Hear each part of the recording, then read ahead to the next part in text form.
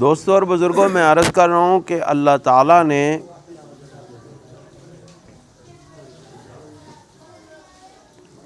تمام مخلوقات میں سے انسان کو اشرف بنایا ہے، انسان کو باعزت بنایا ہے،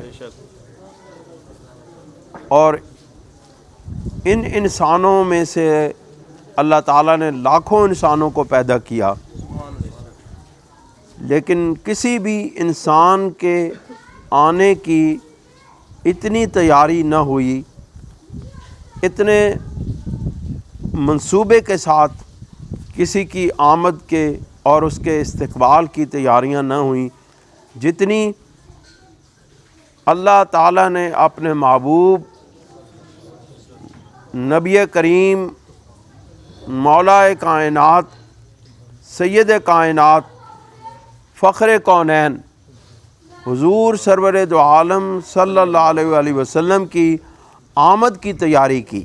میرے آقا و مولا میری راحت جہاں، ہم سب کی راحت جہاں، قرار قلب و جاں، سبحان اللہ، سبحان اللہ، سرور کونین نور مجسم فخر کونین صلی اللہ علیہ وسلم کی آمد کی تیاری اس کائنات کے پیدا ہونے سے پہلے شروع کر دی گئی۔ ربیع الاول شریف کا مہینہ آتا ہے، آپ اپنے محبوب کریم صلی اللہ علیہ وسلم کی آمد کی خوشی میں کافی عرصہ پہلے سے تیاریاں شروع کر دیتے ہیں، ہے نا؟ جبکہ ہمارے آقا و مولا علیہ الصلوۃ والسلام کی آمد کی تیاری یہ ربیع الاول سے شروع نہیں ہوئی، بلکہ اس کائنات کی ابتدا ہی سے ہمارے آقا و مولا کی آمد کی تیاریاں شروع ہو گئی۔ سبحان اللہ، سبحان اللہ۔ آج اگر کوئی کہے کہ جی آپ میلاد شریف کیوں مناتے ہیں، آج اگر کہے جی کہ کوئی آپ جو میلاد النبی کے جلوس نکالتے ہیں، میلاد النبی کی محفل کرتے ہیں، اس کا کوئی شریعت سے ثبوت دیں۔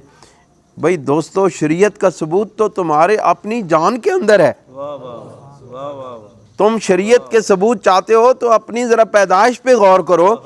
تمہیں جس کے لیے پیدا کیا گیا ہے اس کی آمد کے لیے تمہیں تیار کیا گیا ہے، اور نسلوں در نسلوں تمہیں اس بات کے لیے تیار کیا گیا ہے کہ میرا محبوب تمہارے اندر آئے گا اور تم نے اس کا استقبال کرنا ہے۔ سبحان اللہ،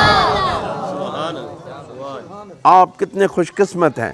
سبحان اللہ، ساری دنیا کی امتیں اس تلاش میں رہیں، اس جستجو میں رہیں، اس آرزو میں رہیں، اور اس اللہ تعالیٰ کی بارگاہوں میں دعائیں کرتے ہوئے رہیں کہ مولا ہمیں حضور علیہ الصلوۃ والسلام کا امتی بنا دے۔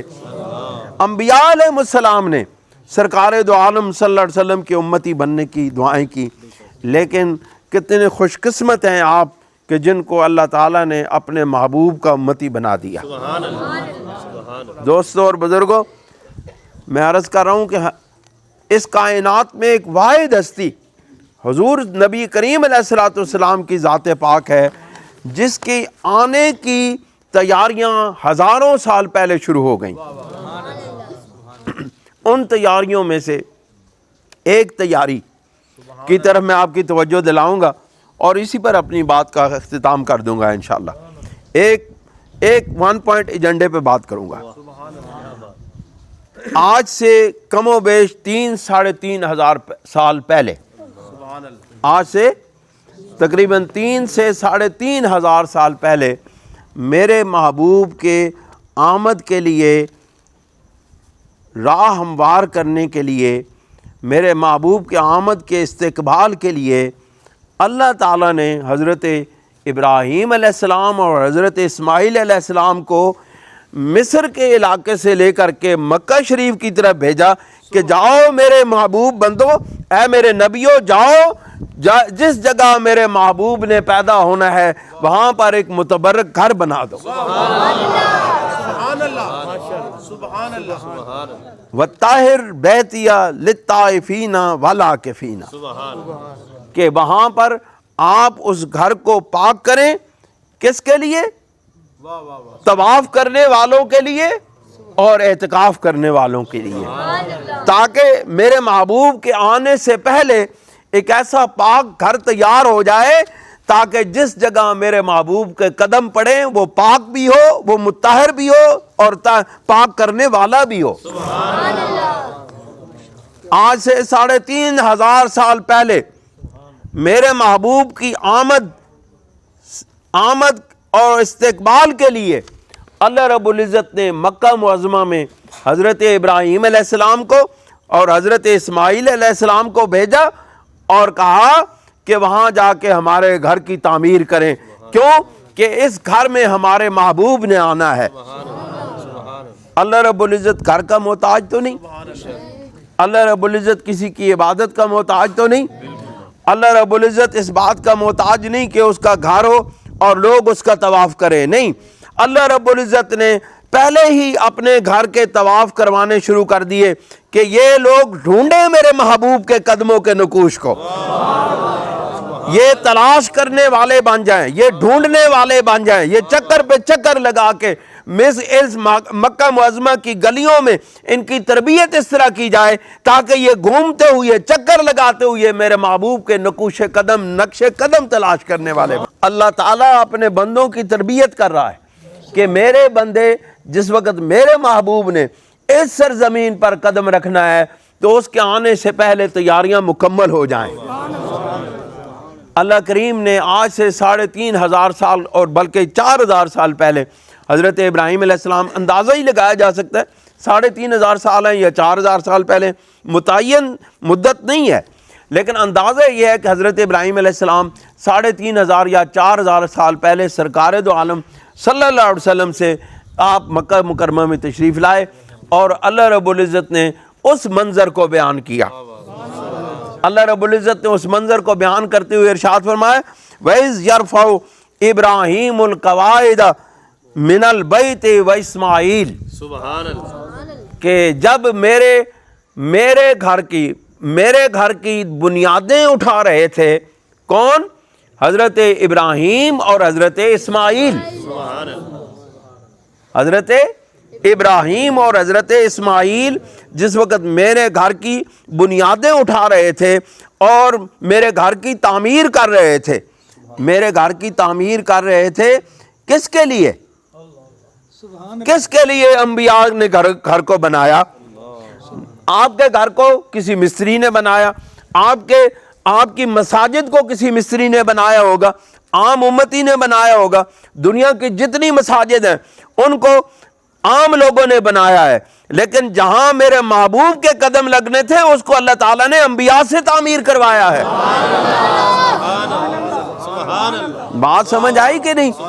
امام الانبیاء کے لیے، امام الانبیاء کے لیے اللہ رب العزت نے اولو العزم انبیاء کو بھیجا کہ میرے محبوب کے آنے سے پہلے وہاں پر ایک گھر تعمیر کر دیا جائے تاکہ جب بھی لوگ آئیں میرے محبوب کی تلاش میں آئیں تو ان کو یہاں پر امن بھی ملے، عافیت بھی ملے، کھانا بھی ملے، پینا بھی ملے، رہنا سہنا بھی میسر ہو جائے۔ سبحان اللہ، بات سمجھ آئی؟ اللہ رب العزت ارشاد فرماتے ہیں وَإِذْ يَرْفَعُ إِبْرَاهِيمُ الْقَوَاعِدَ مِنَ الْبَيْتِ وَإِسْمَاعِيلَ، اور جب حضرت ابراہیم اور حضرت اسماعیل علیہ السلام میرے گھر کی تعمیر کر رہے تھے، بنیادیں اٹھا رہے تھے، تو انہوں نے کیا دعا کی؟ ربنا تقبل منا انک انت السمیع العلیم۔ انہوں نے تعمیر کرنے کے دوران میں یا تعمیر کرنے کے بعد ہاتھ اٹھا کے رب ذوالجلال کی بارگاہ میں دعا کی، ربنا تقبل، اے ہمارے رب ہماری یہ دعا قبول فرما لے، انک انت السمیع العلیم، بے شک تو بہت زیادہ سننے والا بھی ہے، علم والا بھی ہے۔ اللہ کے محبوب کے آباء و اجداد میں سے حضرت ابراہیم علیہ السلام، انہوں نے پھر دعا کیا کی؟ انہوں نے دعا یہ کی، پہلے دعا کی قبولیت کا کہا، یا اللہ ہماری دعا قبول فرما لے، دعا کا ذکر نہیں کیا کہ کون سی دعا قبول فرما لے، پہلے دعا کی قبولیت کی ضمانت لی۔ مولا ہم نے تیرے حکموں کے مطابق تیرے محبوب کی آمد کے لیے یہ گھر تعمیر کر دیا ہے، اب تو ہماری دعا قبول فرما لے۔ ہم پہلے دعا کرتے ہیں نا، پہلے دعا یا اللہ یہ کام یہ کام یہ کام یہ کام، یہ ہمارے کام ہیں، ان کو اپنی بارگاہ میں قبولیت کا شرف عطا فرما کے ہمیں اس کا اجر عطا فرما دے۔ لیکن حضرت ابراہیم علیہ السلام اور حضرت اسماعیل علیہ السلام نے پہلے دعا کی قبولیت کی دعا کی، کہ اس کا یہ مطلب ہے کہ اللہ تعالیٰ کے نبیوں نے اپنی دعا کی قبولیت کی پہلے ضمانت چاہی۔ مولا کریم ہم تیری بارگاہ میں جو دعا کرنے لگے ہیں اس کو مولا تو ہمیں قبولیت کی ضمانت عطا فرما کہ تو واقعی اس کو قبول فرمائے گا، اس دعا کو تو رد کرنے والا نہیں ہے۔ دعا کیا تھی؟ ربنا وجعلنا مسلمین لک، اے رب ہمیں اپنا مطیع و فرما بردار بنا دے۔ نبی پہلے ہی فرما بردار ہوتا ہے، نبی پہلے ہی اطاعت گزار ہوتا ہے رب کا، نبی کو اس بات کی دعا کی ضرورت ہی نہیں ہے۔ لیکن اللہ رب العزت کے بندوں نے، اللہ کے انبیاء نے ہمیں دعا کرنے کا طریقہ سکھایا ہے کہ پہلے جب دعا کرنی ہو اپنی پاکیزگی کی دعا کرو۔ ہمیں بزرگوں نے بھی یہی دعا کرنے کا طریقہ سکھایا ہے کہ جب بھی دعا کرنی ہے پہلے اپنی مغفرت کی دعا کرو، یا اللہ ہمیں بخش دے، ربنا اغفر لی ولوالدی، یا اللہ تو مجھے بخش دے اور میرے والدین کو بخش دے۔ پہلے اپنی مغفرت کی دعا پھر دوسروں کی دعا۔ اس لیے اللہ کے نبیوں نے ہمیں دعا کرنے کا طریقہ سکھایا ہے۔ حضرت ابراہیم علیہ السلام نے کہا ربنا وجعلنا مسلمین لک، اے ہمارے رب تو ہمیں اپنا فرما بردار بنا، ومن ذریتنا امتا مسلمتا لک، اور ہماری اولاد میں سے بھی اپنے فرما بردار بندے پیدا فرما، وارنا مناسکنا، اور ہمیں اس گھر کے رہنے سہنے کے طور طریقے سکھا۔ میں مناسک کی بات کروں، حج کے مناسک، عمرہ کے مناسک، یہاں پر آنے کے طور طریقے۔ مناسک کیا ہوتے ہیں؟ طور طریقے ہی ہیں نا۔ ہمیں مولا جو تیرے محبوب کا یہ جائے پیدائش بننے والا ہے، جائے ظہور بننے والا ہے، ہمیں اس میں داخل ہونے کا طریقہ بھی بتا، اس سے جانے کا طریقہ بھی بتا، اس میں رہنے کا طریقہ بھی بتا، اس کے طواف کا طریقہ بھی بتا، اس کے ارد گرد کے جو علاقے ہیں ان میں جانے کا طریقہ بھی بتا، یہاں پہ صحیح کرنے کا بھی طریقہ بتا۔ ارنا مناسکنا، یا اللہ تو ہمیں یہاں پہ رہنے کے طور طریقے سکھا دے۔ وہاں پر تیرے محبوب نے آنا ہے۔ آپ دیکھیں نا، جب بھی کسی بندے نے، جہاں کسی سربراہ نے آنا ہوتا ہے کسی ملک میں، ملک کے کسی سربراہ نے آنا ہوتا ہے، اس کی پہلے تیاریاں کرائی جاتی ہیں کہ فوجوں نے ادھر کھڑے ہونا ہے، ادھر سلامی دینی ہے، ادھر بندوقیں اٹھانی ہے، اور ادھر ٹھک ٹھک کی آوازیں آنی ہیں، ادھر پاؤں مارنے ہیں، ادھر لائنیں بنانی ہیں۔ وہ پہلے ہی اس کے استقبال کی تیاریاں کی جاتی ہیں، اور اس کو لائنوں میں کھڑا ہونے کے لیے پتہ نہیں 2 مہینے پہلے پریڈ شروع کرا دی جاتی ہے۔ کیوں فوجی صاحب؟ ایسی ہوتا ہے نا۔ تو بات یہ ہے، جو اس کائنات کا بادشاہ ہے اس نے آنا تھا، اس لیے حضرت ابراہیم اور حضرت اسماعیل علیہ السلام نے کہا مولا کریم تو ہمیں بتا، محبوب جب آئیں گے ہم نے یہاں پر کس طرح رہنا ہے، ہم نے آنا کس طرح ہے، ہم نے یہاں پہ رہنا کس طرح ہے۔ مولا کریم تو ہمیں طریقے بتا تاکہ ہم اپنی اولاد کو وہ طریقے سکھا کے جائیں کہ صدیوں کے بعد یہ طریقے چلتے رہیں گے، یہ طور طریقے چلتے رہیں گے، یہ انداز زندگی چلتا رہے گا۔ جب میرا محبوب آئے گا صدیوں پہلے، ہزاروں سال پہلے سے تیاری شروع ہوگی، جب میرا محبوب آئے گا تو یہی طور طریقہ میرے محبوب کے آنے کے بعد بھی جاری رہے گا۔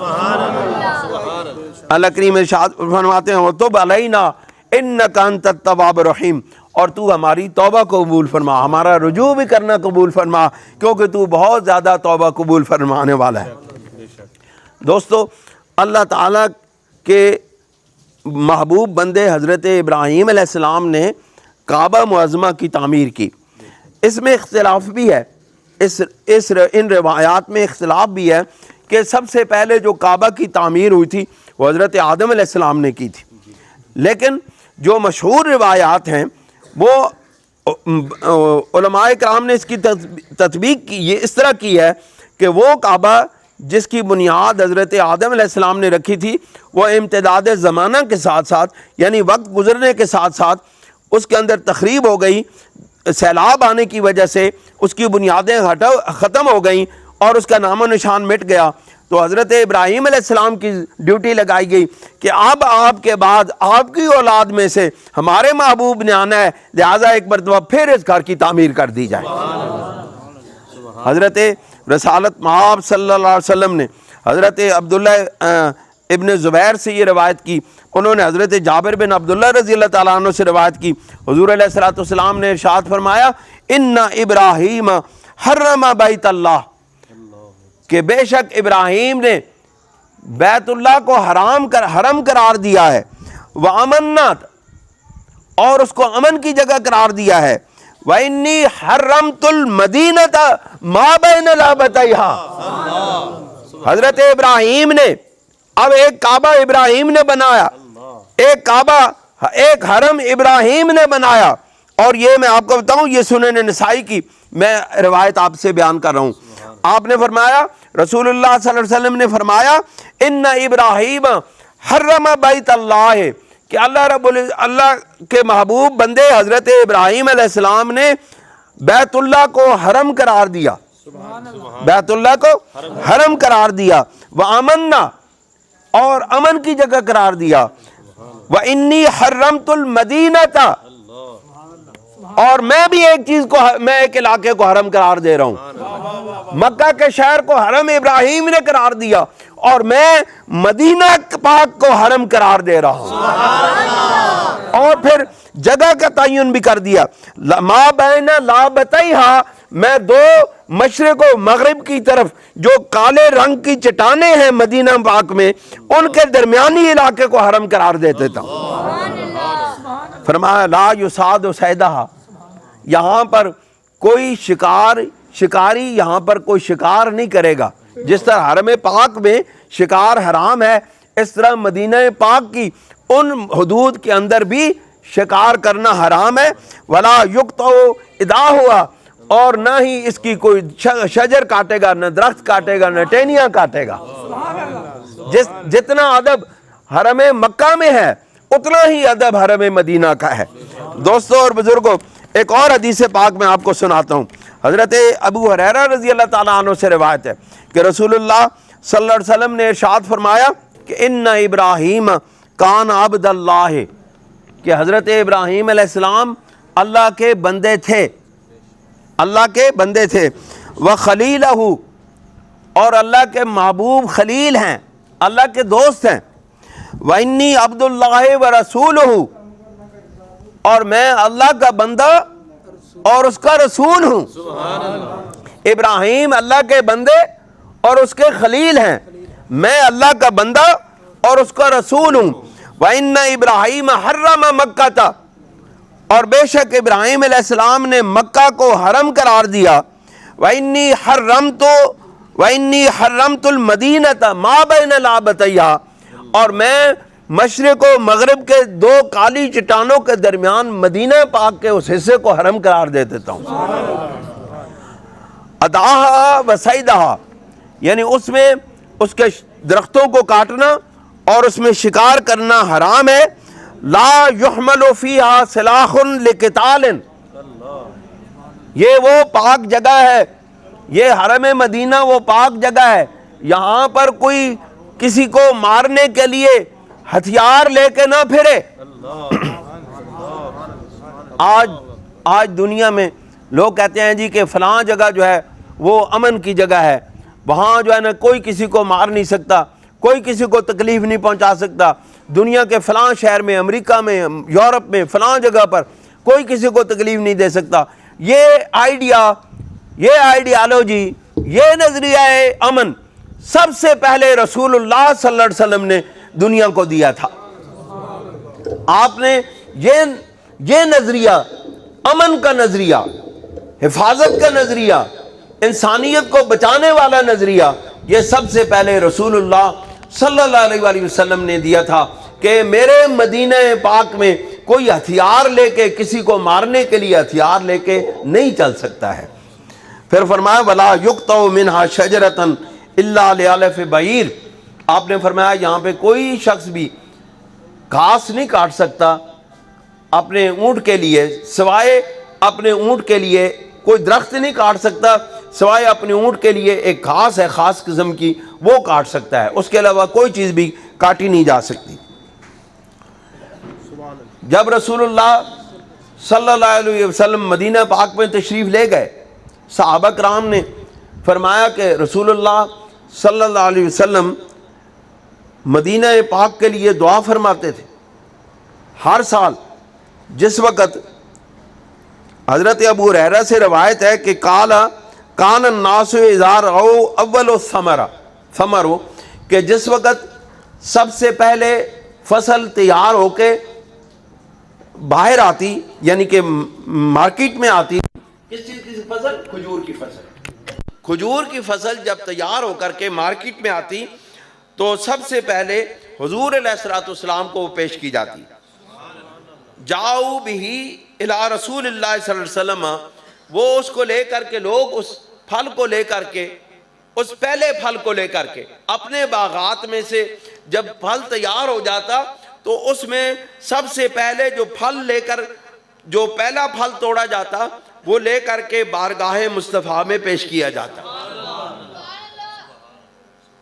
کیوں جی؟ برکت کے لیے، رحمت کے لیے، دعا کے لیے، سرکار سے محبتیں بانٹنے کے لیے، محبتیں لینے کے لیے، سرکار کی توجہ حاصل کرنے کے لیے، اپنی عقیدت و محبت کا نذرانہ پیش کرنے کے لیے۔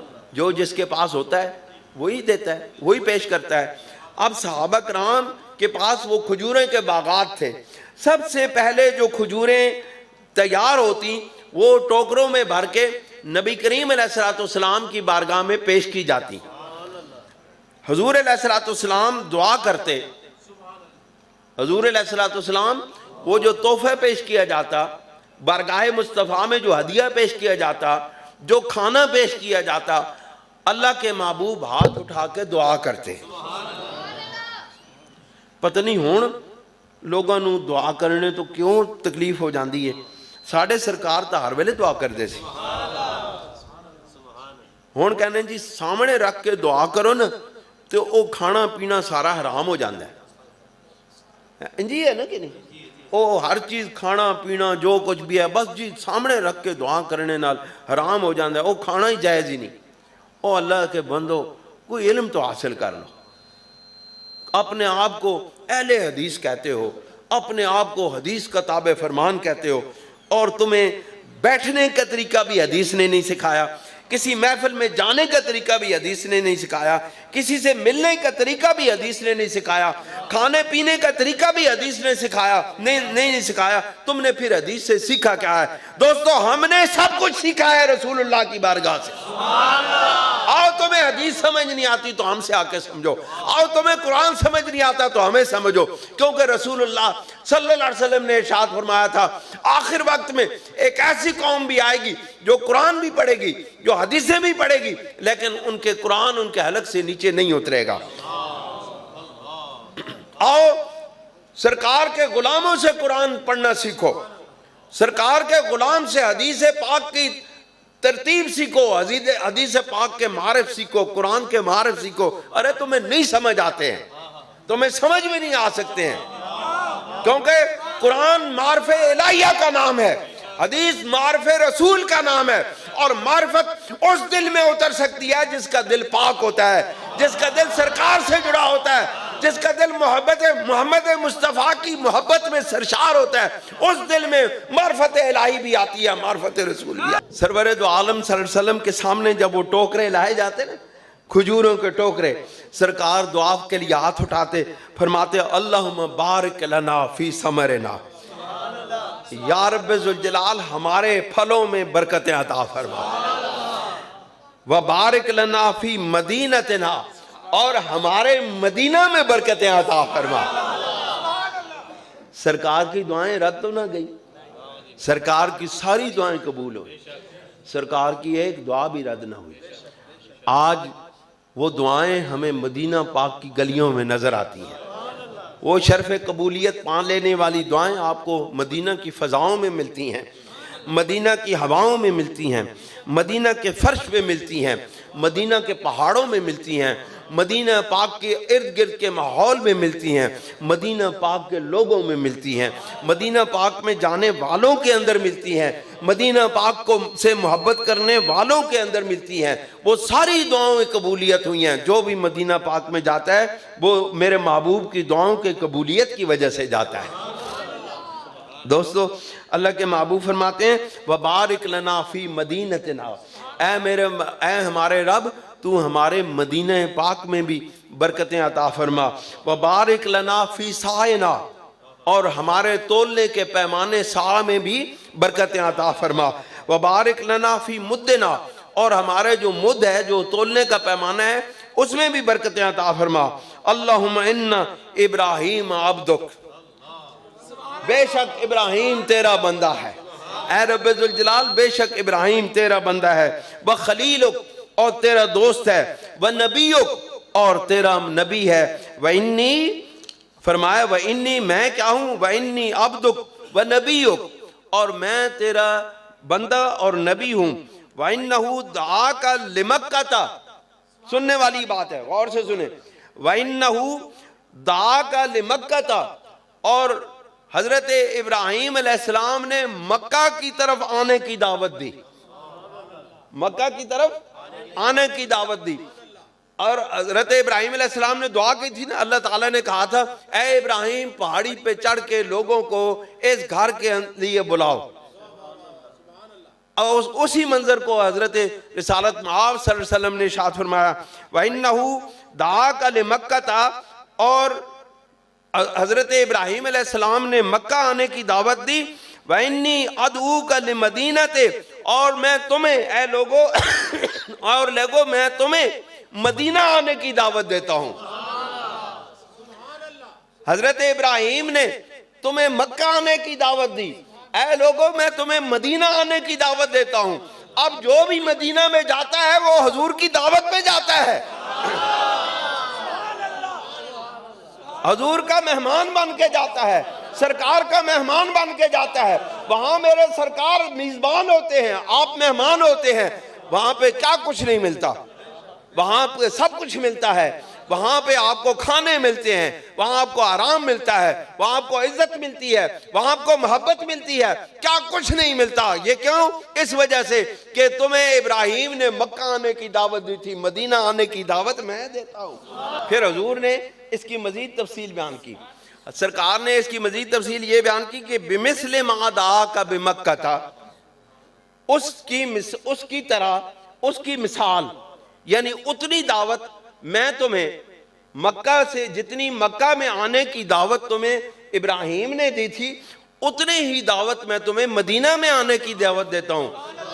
سرکار کی رحمت یہاں پہ رکی نہیں، سرکار نے کہا کہ اگر ابراہیم کا موازنہ لوگ کرنے لگیں گے پھر بات ہو جائے گی کہ برابری کی بنیاد پر، بہت سارے لوگوں نے برابری آ جانی، ہم بھی ایسے، وہ بھی ایسے، میں بھی ایسا، وہ بھی ایسے، وہ بھی کھاتے میں بھی کھاتا، وہ بھی پیتے میں بھی پیتا۔ جب برابری کی بات آ جاتی ہے تو وہ لوگ انبیاء میں برابری کرنے لیں، لیکن یہاں امام الانبیاء کی بات ہے۔ حضور نے فرمایا بِمِثْلِ مَا دَعَاكَ لِمَكَّةَ، جس طرح حضرت ابراہیم نے مکہ میں آنے کی تمہیں دعوت دی تھی اس کی طرح میں تمہیں دعوت دیتا ہوں، وَمِثْلِهِ مَعَهُ، اور اس سے ڈبل میں تمہیں دعوت دیتا ہوں، اس سے بھی آگے بڑھ کر ایک اور میں دعوت دے رہا ہوں۔ یعنی ابراہیم نے تمہیں ایک بار مکہ آنے کی دعوت دی، میں تمہیں 2 بار مدینے آنے کی دعوت دیتا ہوں۔ بات سمجھ آئی کہ نہیں؟ کس نو گل سمجھ آئیے؟ سارے نو آئیے؟ گل سمجھ آ رہی ہے؟ رسول اللہ دی محبت سمجھ آ رہی ہے؟ میرے سرکار دے مدینہ پاک دی محبت سمجھ آ رہی ہے؟ اے توانو سرکار نے بلاڑا ہے، جڑا مدینہ جاندہ ہے وہ سرکار دے دعوت تے جاندہ ہے، اور سرکار دے مہمان بن کے جاندہ ہے۔ فرمایا ثم یدعو اصغر ولید لہو، پھر حضور علیہ السلام جب یہ دعا فرما لیتے، جب یہ دعا کر لیتے تو پھر کیا کرتے؟ ثم یدعو اصغر ولید لہو، پھر ایک بچے کو آپ کے پاس لایا جاتا، ہیں؟ پھر ایک بچے کو آپ کے پاس لایا جاتا. آپ بھی رسول اللہ کی سنت ادا کرتے ہیں کہ نہیں؟ جدوں کوئی گل جدوں کوئی چیز ونڈنی ہوئے تو بچوں نوں بلاندے ہو نا؟ بلاندے ہو کہ نہیں؟ جدوں کوئی شے ونڈنی ہوئے، کوئی نیاز ونڈنی ہوئے، کوئی تبرک ونڈنا ہوئے تے بچوں نوں بلاندے ہو نا؟ اے تسی میرے محبوب دی سنت ادا کر دیو. سنیو او سنیو او سنیو او تواڈی ہر گل حضور دی سنت دے مطابق ہے. او بس صرف پڑھو تے صحیح، تواڈا ہر کم سنت دے مطابق ہے. کوئی بندہ تانوں یہ نہیں آکھ سکنا کہ جی یہ بدعت ہے، یہ فلاں ہے. بدعت وہ ہوتی ہے جس کی اصل قرآن میں نہ ملے، جس کی اصل سنت میں نہ ملے، جس کی اصل حدیث میں نہ ملے. تمہارے ہر کام کی اصل قرآن میں بھی ہے، سنت رسول میں بھی ہے. تم بدعتی نہیں ہو، تم سنی ہو. بدعتی وہ ہے جو رسول اللہ کا دروازہ چھوڑ دیتا ہے، بدعتی وہ ہے جو در رسول چھوڑ دیتا ہے، بدعتی وہ ہے جو در صحابہ چھوڑ دیتا ہے، بدعتی وہ ہے جو در اہل بیت چھوڑ دیتا ہے، جو بدعتی وہ ہے جو اولیاء کا دروازہ چھوڑ دیتا ہے. وہ بدعتی ہوتا ہے. تم بدعتی کیسے ہو؟ تمہیں تو نسل در نسل تربیتوں سے گزارا گیا ہے. تمہارے تو آباء و اجداد نے تمہارے لیے محنتیں کی ہیں، تمہارے علماء اکرام نے تمہارے لیے محنتیں کی ہیں، تمہارے اولیاء اللہ نے تمہارے لیے محنتیں کی ہیں. تم بدعتی کیسے ہو سکتے ہیں؟ تمہیں تو رسول اللہ کے سنتوں کے درمیان، کینڈے کے درمیان رکھ کے، سانچے کے درمیان رکھ کے ڈالا گیا ہے. تم سانچے سنت مصطفیٰ میں ڈالے ہوئے ہو، تم بدعتی کیسے ہو سکتے ہو؟ اہل سنت و جماعت والا کوئی بدعتی نہیں ہو سکتا. کیوں؟ وہ سنت رسول کے سانچے میں ڈھلا ہوا ہے، اور سانچے میں ڈھلے ہوئے کبھی گمراہ نہیں ہوتے. اللہ کے محبوب صلی اللہ علیہ وسلم فرماتے ہیں کہ ثم یدعو اصغر ولید لہو، پھر رسول اللہ صلی اللہ علیہ وسلم کے پاس ایک بچے کا لایا جاتا ہے یا بچوں کو لایا جاتا ہے. فَيُعْطِيهِ ذَلِكَ الثَّمَرَ، رسول اللہ ان بچوں کے اندر وہ پھل بانٹ دیا کرتے تھے. ہون ونڈیا کرو چیزاں، بچیاں نو دیتا کرو. ہیں دوستوں اور بزرگوں، پھر اللہ کے دو محبوب بندوں نے اپنے لیے دعا کرنے کے بعد، امت کے لیے دعا کرنے کے بعد، اپنی اولاد کے لیے دعا کرنے کے بعد، اور اپنی مغفرت کی دعا کرنے کے بعد، اللہ کریم نے، اللہ کے محبوب بندوں نے اب جو مین مدعا ہے وہ پیش کیا. اب جو دعا کا مغز ہے وہ پیش کیا. پہلے اپنے لیے دعا کی، پھر اپنے اولادوں کے لیے دعا کی، تاکہ نسل در نسل میرے محبوب کے آمد کی خوشی منانے والے پیدا ہوتے رہیں. یہ سلسلہ رکے نہیں. یہ جو آمد رسول کے تیاری کی ابتدا ہم کر رہے ہیں. حضرت ابراہیم علیہ السلام کیوں دعا کا مقصد یہ ہے، میں مدعا بیان کروں. حضرت ابراہیم علیہ السلام اور حضرت اسماعیل علیہ السلام نے یہ دعا کی تھی کہ اے اللہ ہماری اولاد میں سے ایک ایسا گروہ بنا جو تیری اطاعت گزار ہو، جو تیری اطاعت کرنے والا ہو. اس کا مقصد یہ تھا کہ اے اللہ ہم نے تیرے محبوب کی آمد کی جو ابتدائی تیاری کی ہے، ہماری اولاد میں ایسے رہیں جو اس تیاری کو آگے جاری رکھیں، اور جب وقت آئے میرے محبوب کے آنے کا تو اس وقت ایسی قوم موجود ہو جو رسول اللہ کی آمد کی تیاری میں اور رسول اللہ کا استقبال کرنے والی ہو. اور دنیا نے دیکھا اس منظر کو کہ جس وقت رسالت مآب صلی اللہ علیہ وسلم اس دنیا میں تشریف لائے تو کتنے سینکڑوں فرشتوں نے، حوروں نے، ملائکہ نے میرے محبوب کے آنے کی استقبال کیا. پھر جس وقت مدینہ پاک میں گئے صحابہ کرام نے استقبال کیا. یہ دعائے خلیل قبول ہوئی ہے. دعائے خلیل کی قبولیت 3500 سال تک وہ سلسلہ چلتا رہا. میں جو بتانا چاہتا ہوں وہ یہ ہے کہ حضرت ابراہیم علیہ السلام نے آمد رسول کی تیاری کی بنیاد رکھی، اور یہ سلسلہ 3500 4000 سال تک چلتا رہا. جس وقت رسول اللہ اس دنیا میں ظاہر ہوئے تو وہ استقبال کرنے والے لوگ پہلے ہی سے موجود تھے. پھر حضرت ابراہیم علیہ السلام نے اس ساری تیاری کے بعد دعا کی، مدعا بیان کیا کہ ربنا وابعث فیہم رسولا منہم یتلو علیہم آیاتک اے رب ذوالجلال ان میں سے ان لوگوں میں سے، ان اولادوں میں سے جن کی ہدایت کی ہم دعا کر رہے ہیں، جن کے تیرے فرما برداری کی دعا کر رہے ہیں، ان فرما برداروں میں سے اپنے رسول کو مبعوث فرما جو آیتیں پڑھ کے سنائے آپ کی، وَيُعَلِّمُهُمُ الْكِتَابَ، اور ان کو کتاب کی تعلیم دے، کتاب کا علم عطا کرے، وَالْحِکْمَةَ، اور انہیں کتاب کے معارف سکھائے، وَيُزَكِّيهِمْ، اور ان کے قلوب کو پاک کرے، إِنَّكَ أَنْتَ الْعَزِيزُ الْحَكِيمُ، بے شک تو بڑی حکمتوں والا ہے، عزیز زبردست حکمتوں والا ہے۔ رسول اللہ صلی اللہ علیہ وسلم نے اس قبولیت کی، اس دعا کی قبولیت کی کا منظر یوں پیش کیا ہے کہ حضرت ابراہیم علیہ السلام نے اس وقت دعا کی تھی کہ ربنا وابعث فیہم رسولا، کہ ان میں سے ان میری اولادوں میں سے ایک رسول کو پیدا فرمانا۔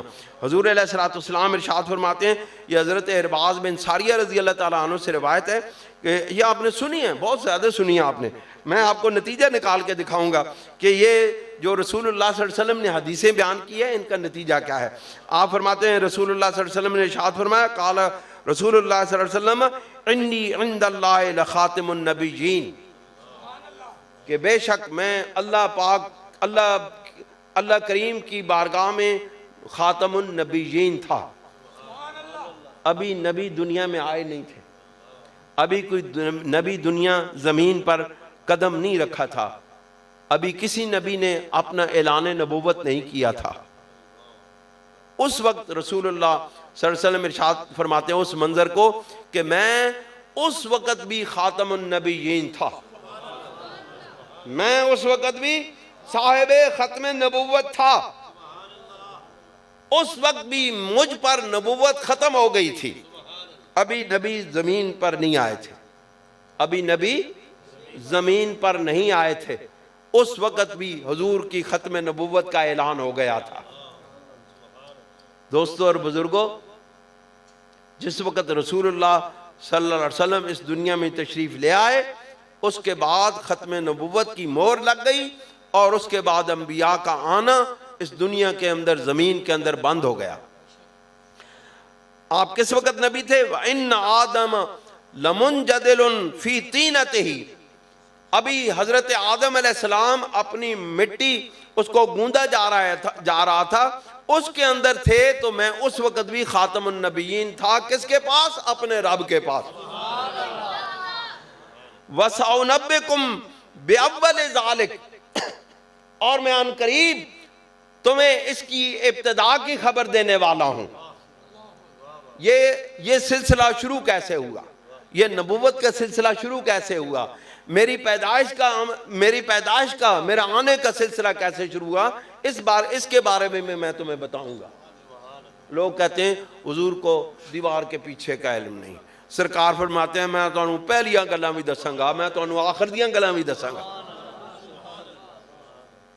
آپ نے فرمایا سَأُنَبِّئُكُمْ، میں ان قریب تمہیں بتاؤں گا بِأَوَّلِ ذَلِكَ، کہ اس کی ابتدا کیسے ہوئی تھی۔ فرمایا دعوت ابی ابراہیم، میں ابراہیم کی دعا ہوں، یہ سلسلہ ابراہیم کی دعا سے شروع ہوا، میری بعثت کی دعا ابراہیم نے کی، لیکن میں خاتم النبیین آدم علیہ السلام کی پیدائش سے پہلے کا تھا۔ سمجھے کہ نہیں؟ میری ختم نبوت آدم علیہ السلام سے پہلے کی ہے، دعا میری مبعوث ہونے کی ابراہیم نے کی تھی۔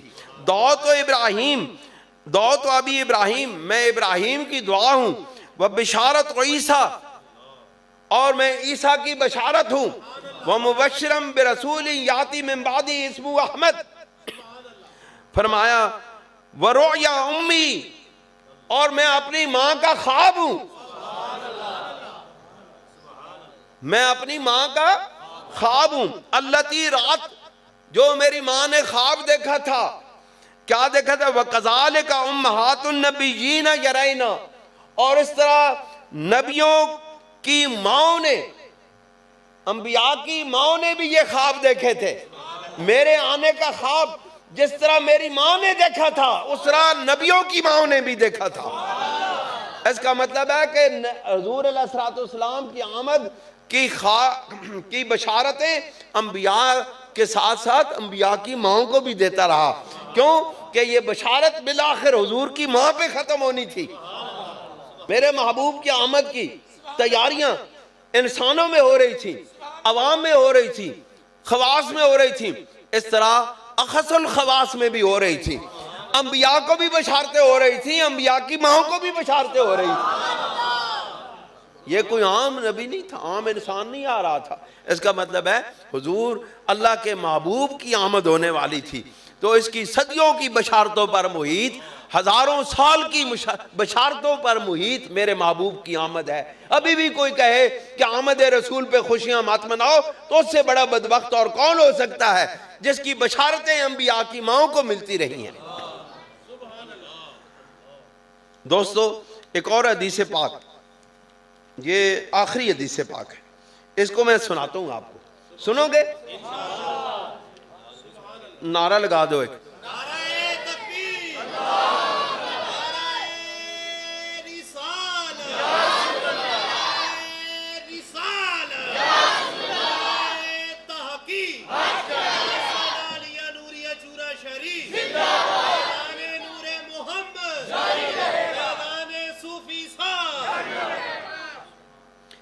یہ حضرت لقمان بن عامر اس حدیث کو روایت کرتے ہیں کہ سبیت و ابا امامہ تھا، کہ میں نے ابو امامہ سے یہ روایت سنی ہے. قال، آپ نے فرمایا، قل تو یا رسول اللہ، میں نے عرض کی یا رسول اللہ صلی اللہ علیہ وسلم، ما کان اول بدا امریکہ، کہ سب سے پہلے کون سا امر، کون سی بات، کس بات کی ابتدا ہوئی. یا رسول اللہ مجھے بتائیے، ارشاد فرمائیے، مجھے خبر دیجئے کہ سب سے پہلے کس حکم کی ابتدا ہوئی. حضور کو پتہ تھا نا،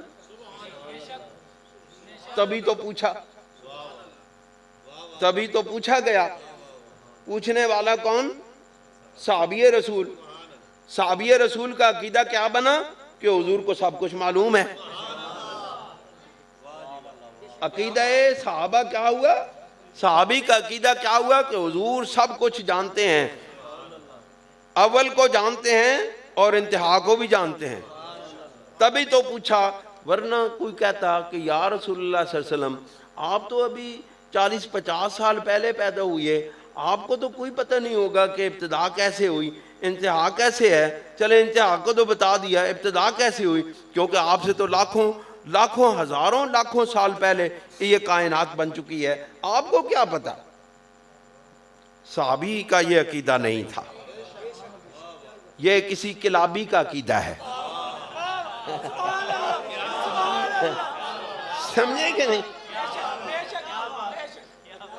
کیسی ترتیب آئی ہے، یہ اچانک آئی ہے.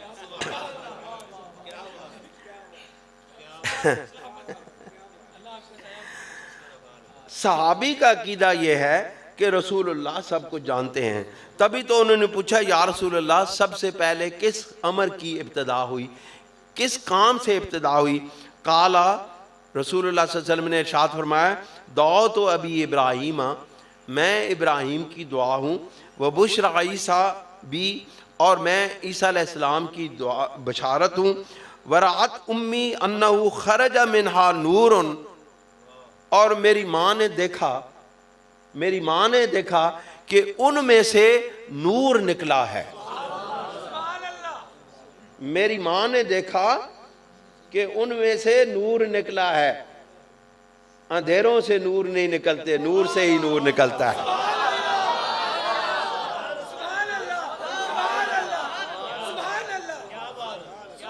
آج تک اندھیروں سے نور نہیں نکلا، نور سے ہی نور نکلتا ہے. اس کا مطلب ہے نبی کی ماں بھی نور والی، نبی کے باپ بھی نور والے.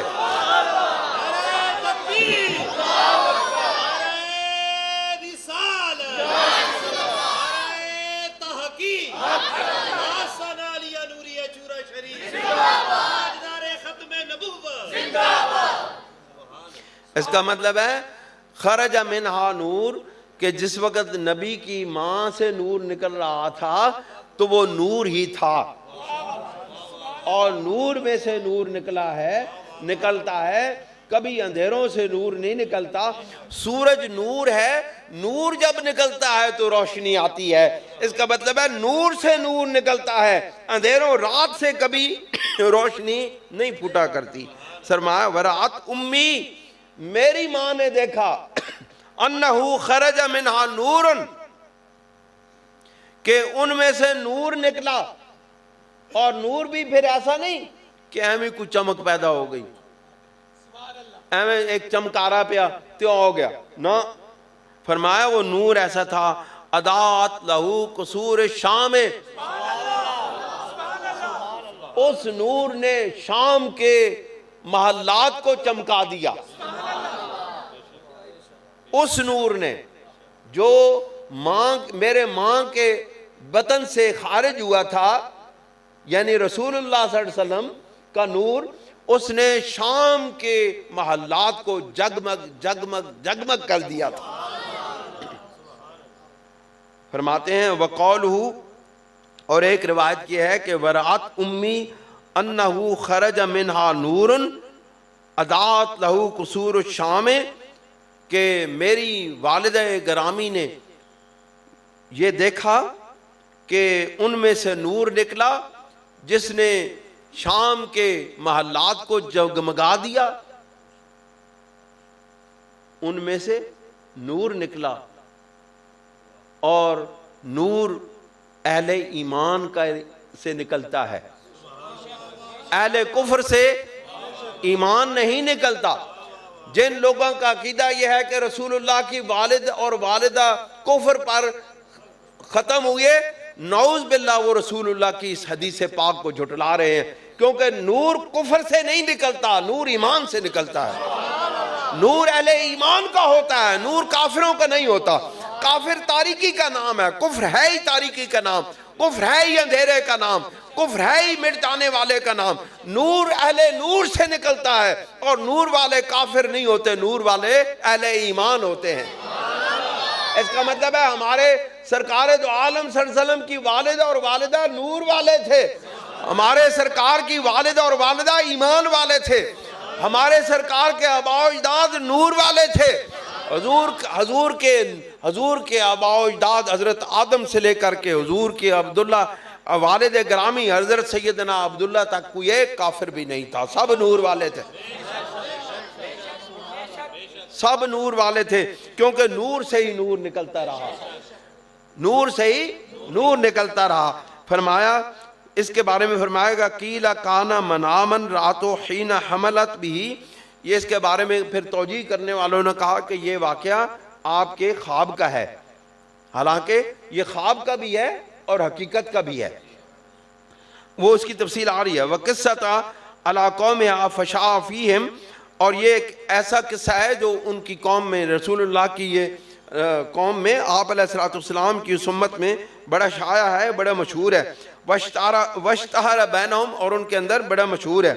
وَكَانَ ذَلِكَ تُعْطِيَةً وَتَخْصِيصُ الشَّامِ، اور یہ جو شام کی تخصیص کی گئی ہے بظہور نور ہی، یہ آپ کے نور کا ظہور کا جو قصور شام کے محلات کو چمکا دینے کا جو بیان کیا گیا ہے، اشارتن الی استقرار دین ہی و ثبوت ہی ببلاد شام، یہ اس طرف اشارہ ہے کہ حضور علیہ السلام کا دین شام کی سرحدوں سے آگے نکل جائے گا۔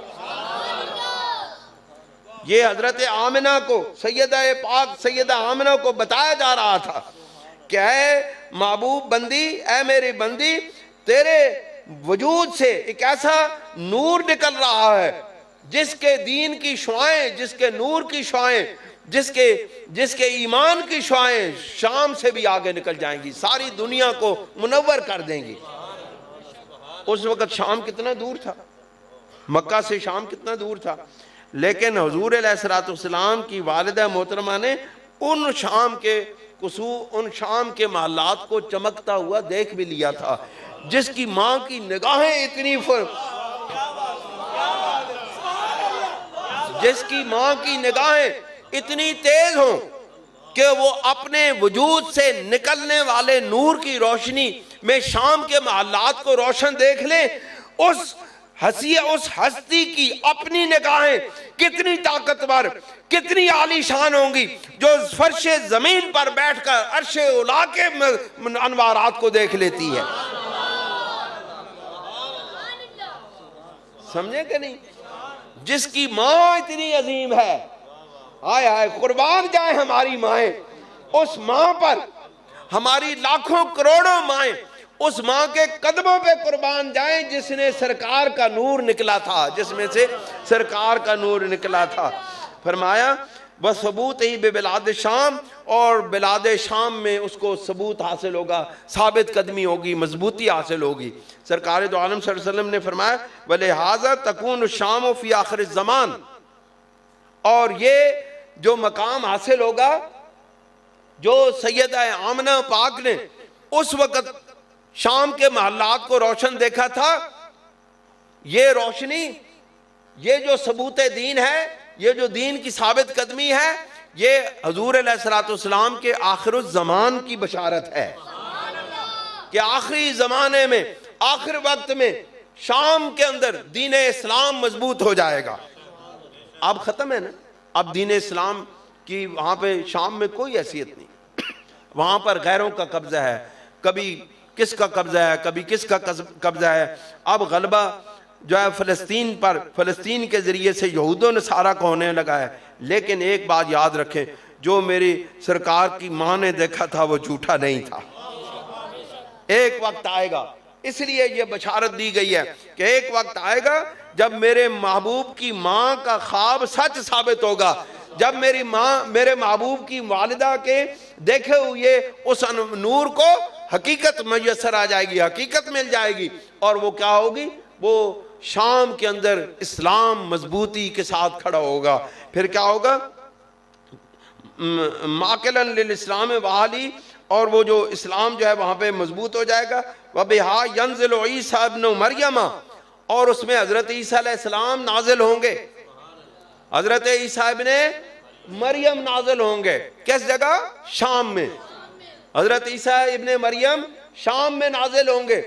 اگر کوئی کانا، لولا، لنگڑا، چوٹھا موٹھا اگر کہے کہ قادیان میں عیسیٰ ابن مریم پیدا ہوئے، تو وہ حدیث پاک کی نفی کر رہا ہے۔ عیسیٰ ابن مریم شام میں پیدا ہوں گے، قادیان میں نہیں۔ حدیث پاک ہے، یہ حدیث پاک مسلم کی، بخاری کی، دونوں جگہ پہ یہ حدیث پاک موجود ہے۔ مسلم کا 1920 نمبر ہے، بخاری کا 7460۔ حضرت عیسیٰ ابن مریم کہاں پیدا ہوں گے؟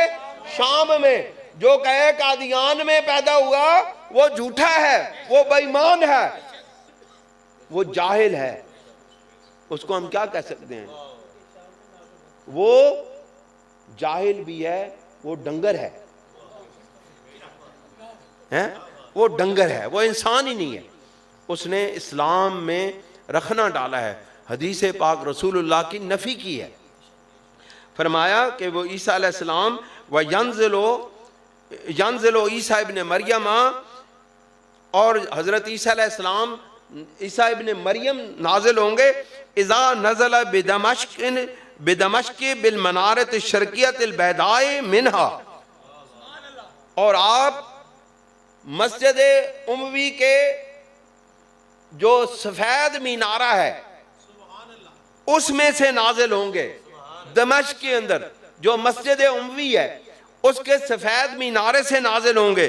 وَلِهَذَا جَاءَ فِي الصَّحِيحَيْنِ، اور یہ صحیح میں، یعنی صحیح بخاری اور صحیح مسلم میں یہ بات یہ روایت موجود ہے کہ لا تزال طائفۃ من امتی ظاہرین علی الحق، کہ کوئی ایسا وقت بھی نہیں ہوگا میری امت میں جب ایک گروہ میرے دین کی پشت پناہی پر کھڑا رہے گا۔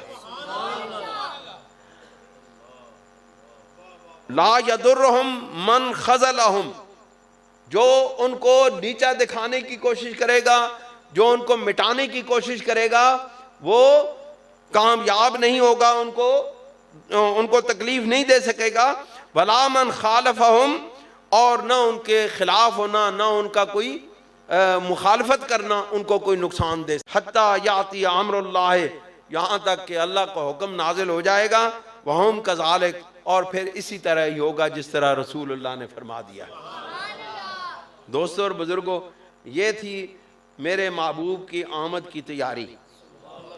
اس کائنات میں ہزاروں سال تک، میں پھر وہ بات دہرا رہا ہوں، اس کائنات میں ہزاروں سال گزر گئے ہیں، میرے محبوب کی آمد کی تیاریاں ہوتی رہیں، بالآخر سرکار اس دنیا میں تشریف لے آئے، اور ہم جیسے گناہ گاروں کی بن آئی خوش قسمتی ہو گئی کہ سرکار اللہ تعالیٰ نے ہمیں عطا فرما دی ہے۔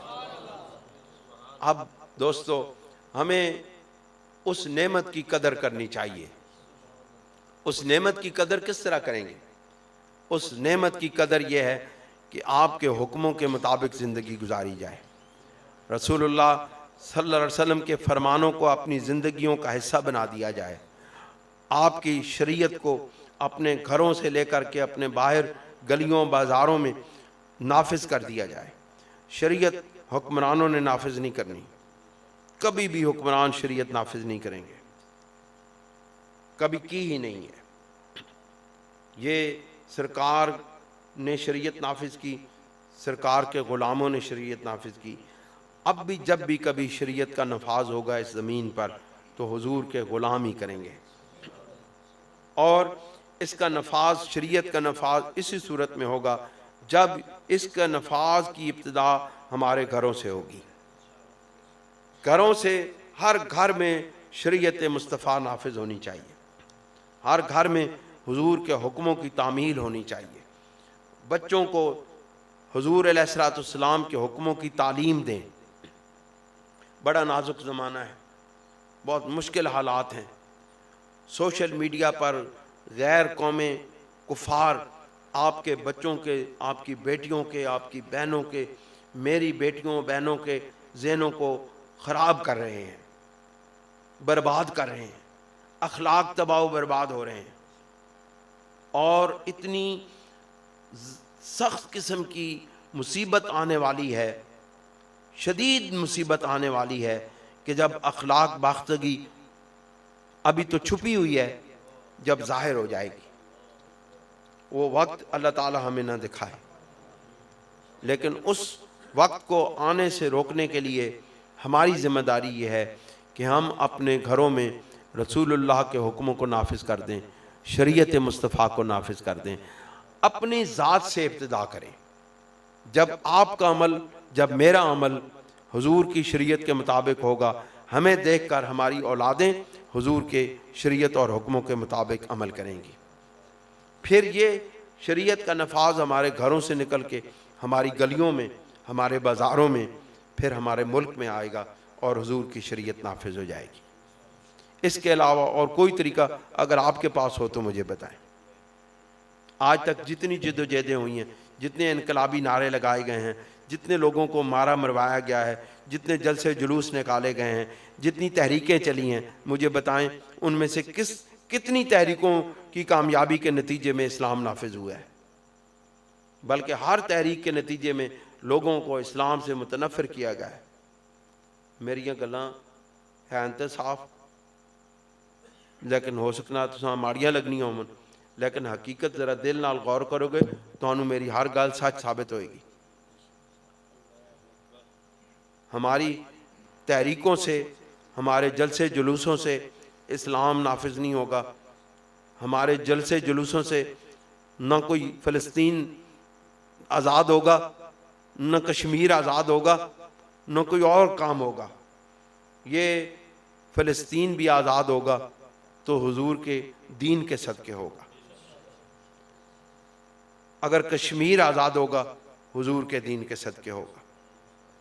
دنیا کے مظلوم مسلمانوں کو حوصلہ اور سہارا صرف اس صورت میں ملے گا جب میرے مصطفیٰ کا دین نافذ ہوگا، اور دین نافذ ہونے کا اس کے علاوہ اور کوئی طریقہ نہیں ہے کہ ہم اپنی ذات سے اس کی ابتدا کر کے اس کو اپنے ارد گرد پھیلاتے چلے جائیں۔